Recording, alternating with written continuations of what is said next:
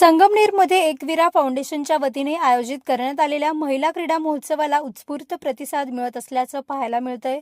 ग्रामीण भागातील हजारो महिला या स्पर्धांमध्ये सहभागी होत मैदान गाजवत आहेत। संगमनेर शहरातील सहकार महर्षी भाऊसाहेब थोरात क्रीडा संकुल येथे होत असलेल्या या महोत्सवात क्रिकेटसाठी तब्बल 160 महिला संघ, रस्सीखेचसाठी 252 संघ तर बॅडमिंटनसाठी 327 संघांनी सहभाग नोंदवलाय।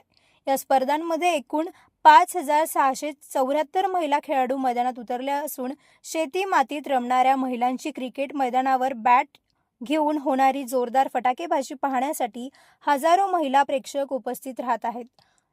चौकार षटकारांची आतिषबाजी आणि विकेट घेतल्यानंतर महिलांकडून होणारा जल्लोष पाहण्यासारखा ठरतोय। माजी शिक्षण मंत्री बाळासाहेब थोरात यांच्या मार्गदर्शनाखाली एकविरा फाउंडेशनच्या अध्यक्षा डॉक्टर जयश्री थोरात यांच्या संकल्पनेतून गेल्या 4 वर्षांपासून या भव्य क्रीडा स्पर्धांचे आयोजन करण्यात येतं।